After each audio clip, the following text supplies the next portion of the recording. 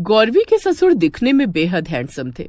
गौरवी की सहेलियां ये कहकर मजाक उड़ाती कि तेरे ससुर तो अभी जवान है, उनका कहीं न कहीं चक्कर जरूर चल रहा होगा।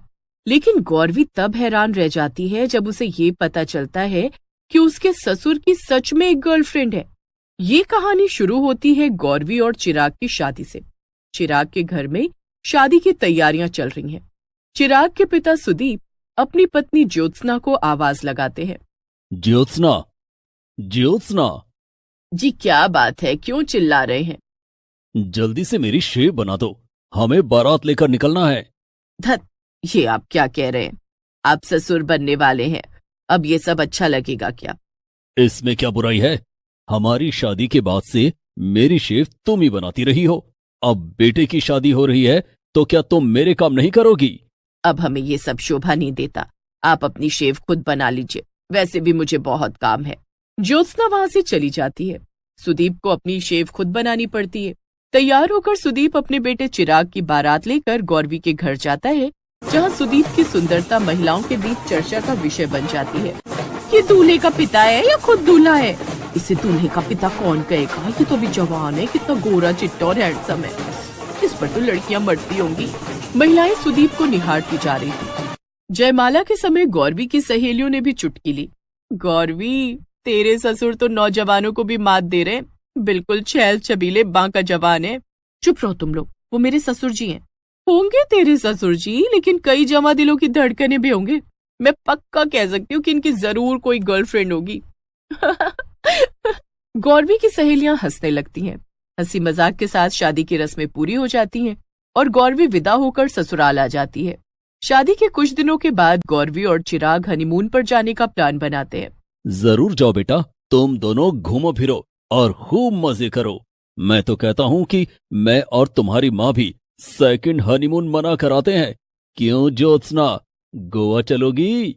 आपको बेटे बहू के सामने ऐसी बात कहते हुए शर्म नहीं आती? इसमें कैसी शर्म? मैं अपनी पत्नी से हनीमून पर चलने के लिए कह रहा हूँ, किसी गैर से तो नहीं कहा ना। कम से कम हमारी उम्र का तो ख्याल कर लीजिए, हनीमून पर जाने की हमारी उम्र नहीं है। हमारी उम्र को क्या हुआ है? अब हम सास ससुर बन गए हैं।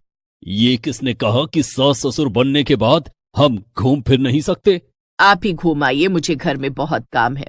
दूसरे दिन गौरवी और चिराग हनीमून पर पेरिस चले जाते हैं और सुदीप गोवा। ज्योत्सना घर पर अकेली रह जाती है। अपने हनीमून पर एक दिन गौरवी ने चिराग से पूछा, चिराग, पिताजी सच में गोवा अकेले गए हैं? हाँ, माँ उनके साथ नहीं गई तो अकेले गए होंगे ना। लेकिन गोवा कोई अकेले जाता है क्या? तुम कहना क्या चाहती हो? कहीं पिताजी की कोई गर्लफ्रेंड तो नहीं जिसके साथ में गोवा गए हो? तुम्हारा दिमाग तो खराब नहीं हो गया? माना कि पिताजी जिंदा दिल इंसान है, लेकिन वो माँ को धोखा नहीं दे सकते। नहीं, मेरा मतलब है कि पिताजी हैंडसम है, स्मार्ट है, उन पर लड़कियां मरती होंगी।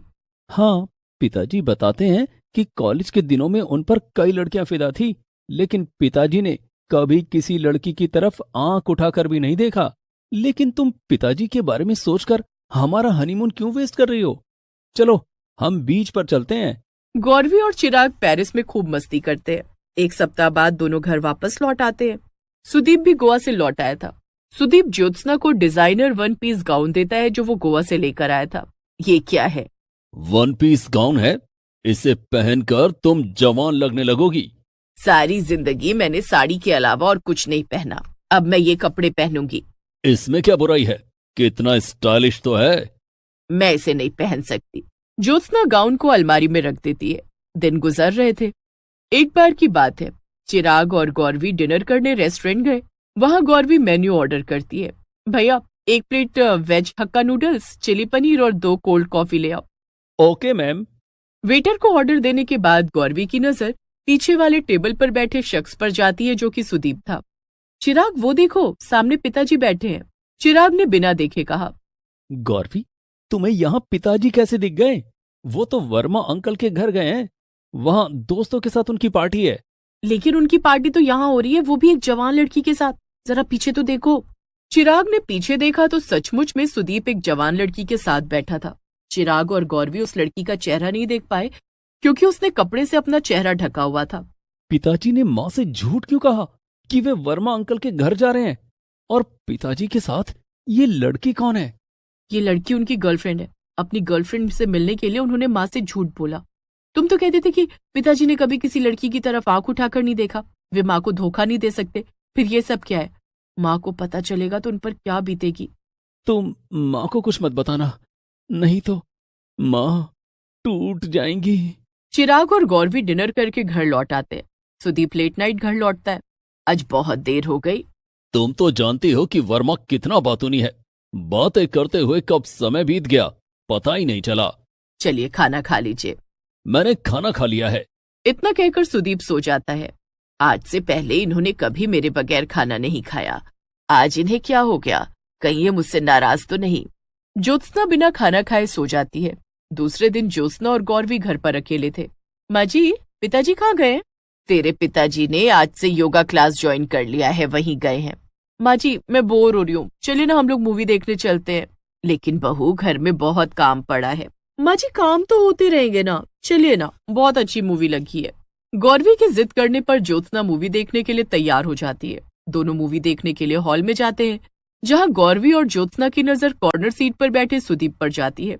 सुदीप के बगल में एक लड़की बैठी थी जिसका चेहरा कपड़े से ढका हुआ था। तेरे पिताजी यहाँ क्या कर रहे हैं? उनके साथ ये लड़की कौन है? यही दिखाने के लिए तो मैं आपको यहाँ लाई हूँ। ये लड़की पिताजी की गर्लफ्रेंड है। क्या क्या गर्लफ्रेंड? हाँ, मैंने और चिराग ने पिताजी को इस लड़की के साथ कल रेस्टोरेंट में देखा था। आज मैंने पिताजी को फोन पर बात करते हुए सुन लिया था कि वे मूवी जाने का प्लान बना रहे थे। ये लड़की तेरे पिताजी की गर्लफ्रेंड नहीं हो सकती, तुझे जरूर कोई गलतफहमी हुई है। ज्योत्सना सुदीप की ओर से नजरें हटा लेती है और मूवी देखने लगती है, लेकिन उसका ध्यान सुदीप पर ही था। मूवी खत्म होने के बाद वे दोनों घर आ जाती हैं। थोड़ी देर के बाद सुदीप भी घर आ जाता है।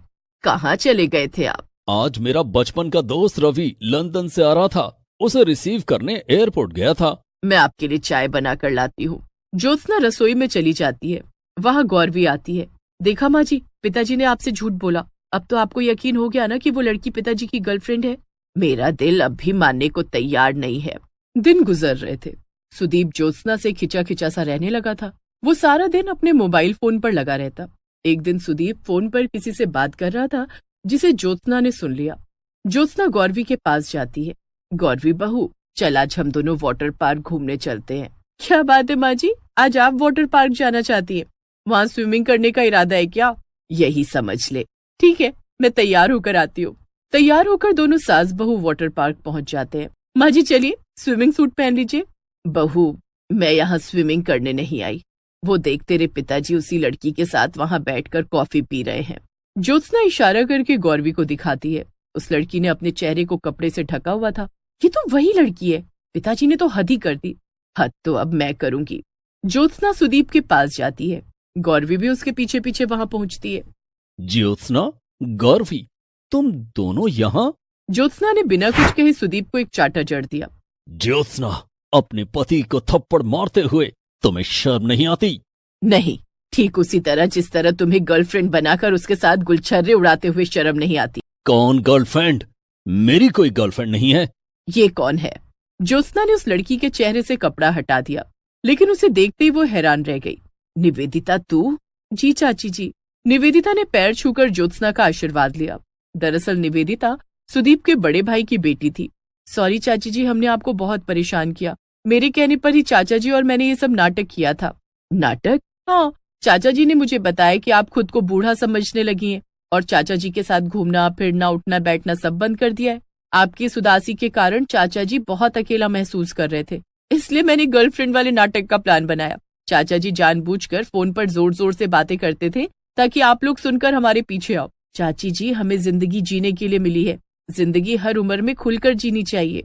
मुझे समझ आ गया बेटी, तूने मेरी आंखें खोल दी। अब मैं तेरे चाचा जी को कभी अकेला नहीं महसूस होने दूंगी। ज्योत्सना सुदीप से माफी मांगती है। सुदीप उसे माफ कर देता है। पिताजी, मुझे भी माफ कर दीजिए, मैंने भी आपको गलत समझा। सुदीप गौरवी को भी माफ कर देता है। चारों एक साथ घर आ जाते हैं।